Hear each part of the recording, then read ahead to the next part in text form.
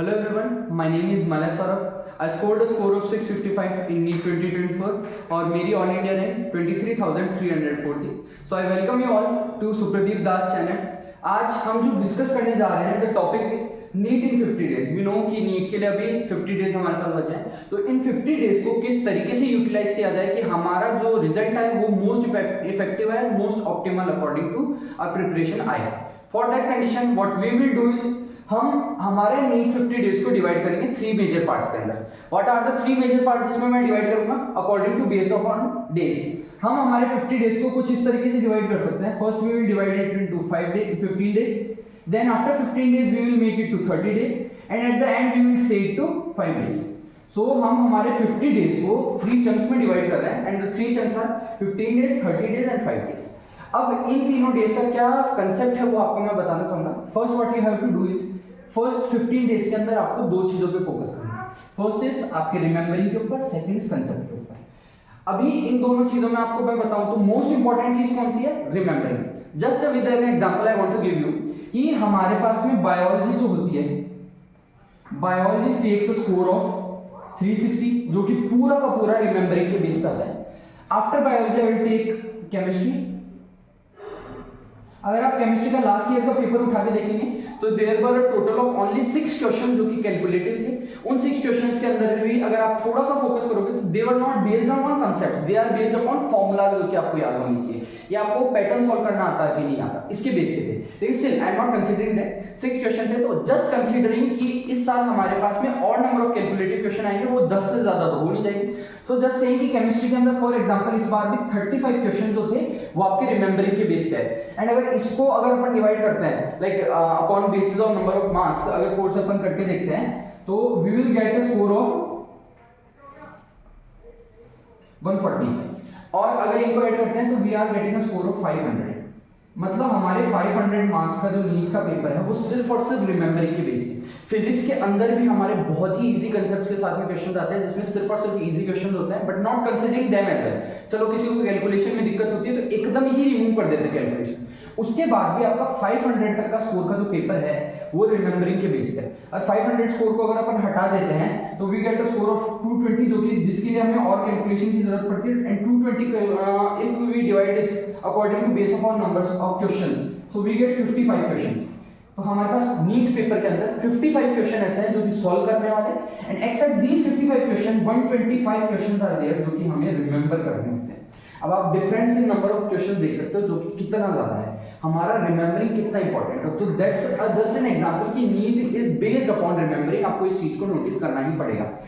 After this what we will say is हमारे 15 days को हमें डिवाइड करना है दो पार्ट्स में, एक रिमेंबरिंग में, एक कांसेप्ट्स के अंदर. What you have to do is आपको रिमेंबर करना पड़ेगा. And what you have to remember is simple, pretty simple.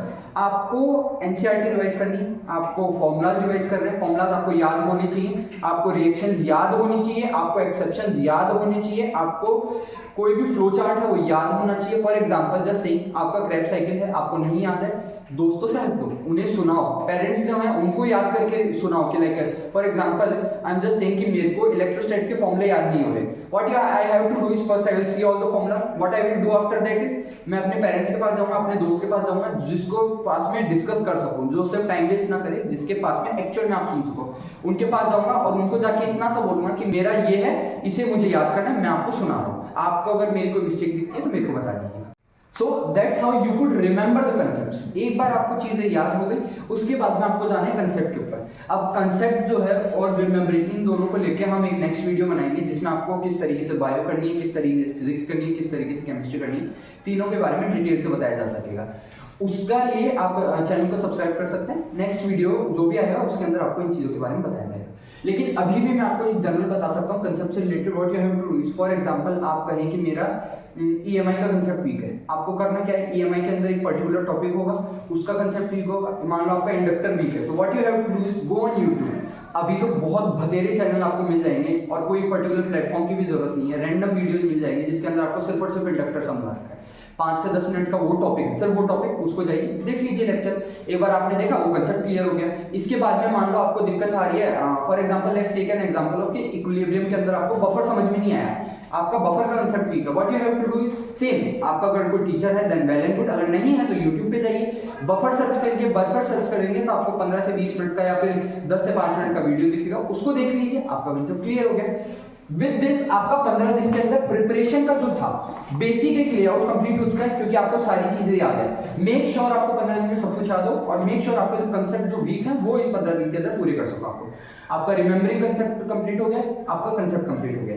आप प्रैक्टिस क्वेश्चन अगर इतना नहीं भी कर पा रहे हैं, नॉर्मली इट इज सजेस्टेड कि आप दिन के अंदर 100 के करीब करीब एमसीक्यू सॉल्व कीजिए और टाइम के साथ में कीजिए, ताकि उसके बाद में आपको इन दोनों चीजों में दिक्कत ना आए, ना तो आपको प्रैक्टिस में दिक्कत है ना पेपर में दिक्कत है। स्टिल अगर आप इन 15 दिन में इतना नहीं कर पा रहे हैं, 100 क्वेश्चन नहीं कर पा रहे, और 20 से 30 क्वेश्चन भी कर रहे हैं, तो that's enough, no need to worry, because आपने चीजें याद कर ली और आपका कंसेप्ट बन चुका है। अगर ये दोनों चीजें एक बार स्ट्रांग हो गई तो फिर आपको नेक्स्ट 30 डेज को टारगेट करना है। Now what you have to do in next 30 days is, आप नेक्स्ट 30 डेज को प्रैक्टिस में हेल्प करेंगे और पेपर में, इन दोनों चीजों को आप कंटिन्यू रखेंगे। You have to like memorise जो आपने ऑलरेडी कर लिया है उसको आप रिकॉल करते रहेंगे बार बार, और अगर इसके बाद में कंसेप्ट्स को किस तरीके से टेक ऑन करना है कि मैं मान लो पेपर सॉल्व कर रहा हूँ 30 डेज के अंदर, what you have to do is and what I will suggest is कि दिन के अंदर आप 2 पेपर दीजिए, एक आप प्रीवियस ईयर पेपर दीजिए और एक आप कोई भी इंस्टीट्यूट का पेपर दीजिए, भले वो आकाश हो सकता है, पीडब्ल्यू हो सकता है, एलएन हो सकता है, like there are a lot of platform जिनसे आप वो वीडियो पेपर दे सकते हैं।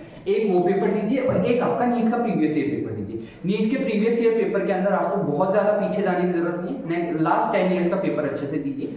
आपको अपने स्कोर को कंसीडर कहां पे करना है, दैट आई विल से कि आपको जो इंस्टीट्यूट का पेपर है उसमें अपने स्कोर को कंसीडर करना है, नीट के प्रीवियस ईयर पेपर के अंदर अपने स्कोर को कंसीडर नहीं करना है। इसका रीजन ये है कि नीट के प्रीवियस ईयर के क्वेश्चन बहुत सारे रिपीट होते हैं, आप उसके अंदर स्कोर को ना कंसीडर करके क्वेश्चंस को कंसीडर कीजिए कि ये क्वेश्चन आया था, इससे रिलेटेड ही कंसेप्ट था, इस कंसेप्ट को मेरे को याद रखना है, इस कंसेप्ट को मेरे को समझना है, ये क्वेश्चन का जो एग्जांपल था या ये जो क्वेश्चन था ये कहां से है, ये क्या है, वो मुझे याद होना चाहिए। That's what I will suggest you all.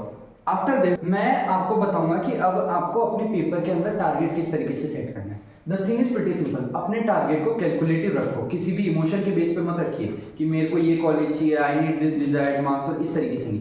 You have to make a simple target. मान लो आप स्कोर अपना 600 कर रहे हो, 620 कर रहे हो, जो भी रैंडम आप बोलना था वो स्कोर कर रहे हो, प्लस आपको टारगेट करना चाहिए मेरा नेक्स्ट पेपर में 20 मार्क्स का एडिशन होना चाहिए। अगर आपका स्कोर इंक्रीज होगा तो आपके सारे टारगेट पूरे हो जाएंगे। तो you have to make your target calculated, that's what I will suggest you. अब इसके बाद में पेपर देना किस तरीके से, like we have a lot of doubt, जो कि हमें नॉर्मली पेपर देते वक्त आता है कि मुझे कौन सा फर्स्ट सब्जेक्ट अटेंड करना चाहिए, what should be the time management जो कि हमें करना चाहिए, क्योंकि इस साल हमने देखा है कि पहले 3 आवर्स 20 मिनट्स मिलते थे, अब सिर्फ 3 आवर्स मिलते हैं, तो उसको किस तरीके से कंसिडर करना है। या फिर कुछ बार क्या होता है कि हमें एक्सपेक्टेड होता है कि मेरे को मान लो फिजिक्स करने में इतना टाइम लगेगा, केमिस्ट्री करने में इतना टाइम लगेगा, बट समटाइम्स पेपर का लेवल चेंज हो जाता है, तो उस कंडीशन में हमें टाइम ज्यादा लगता है, तो उसको कंसिडर करेंगे। तो ये सारा एक लॉन्ग टॉपिक अलग से बन सकता है, तो इसके बारे में हम आपको नेक्स्ट वीडियो एक और बनाएंगे। The next video will be solely based on कि आपको पेपर देना किस तरीके से। मैंने अभी आपको बता दिया नेक्स्ट 50 डेज को आपको 15 डेज में कैसे डिवाइड करना है एंड 30 डेज में कैसे डिवाइड करना है। After this you have the 5 day target.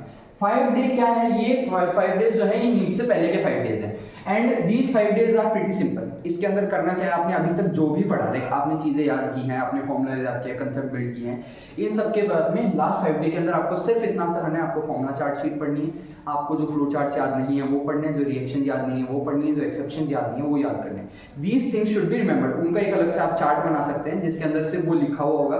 For example इलेक्ट्रोस्टैट्स के सारे फॉर्मूलाज लिखे हुए हैं, फ्लूइड मैकेनिक्स के सारे फॉर्मूलाज लिखे हैं, थर्मो के सारे फॉर्मूलाज लिखे हुए हैं, केमिस्ट्री के अंदर चल जाए तो इक्विलिब्रियम के सारे फॉर्मूलाज लिखे हुए हैं, अगर बायो के अंदर आते हैं तो मॉलिक्यूलर बेसिस के अंदर बहुत सारे एग्जांपल्स दे रखे हैं, उनको आप याद, उनको अगर लिख के अलग से लिख सकते हो। उनको सिर्फ याद करने का टारगेट है लास्ट 5 डेज के अंदर। इन 5 डेज के अंदर अगर आप पेपर देना चाहें तो वेल एंड गुड है, नहीं देना चाहें तो भी वेल एंड गुड है, आपकी मर्जी है। Take it pretty relaxed mode होना चाहिए, क्योंकि इसके बाद में आपको नेक्स्ट सीधा नीट देना है। तो with all these things it all ends कि इस तरीके से आप अपने नीट के लास्ट 50 डेज को प्रॉपर्ली ऑर्गेनाइज कर सकते हो। So I wish you all the best for your future journeys. Thank you very much.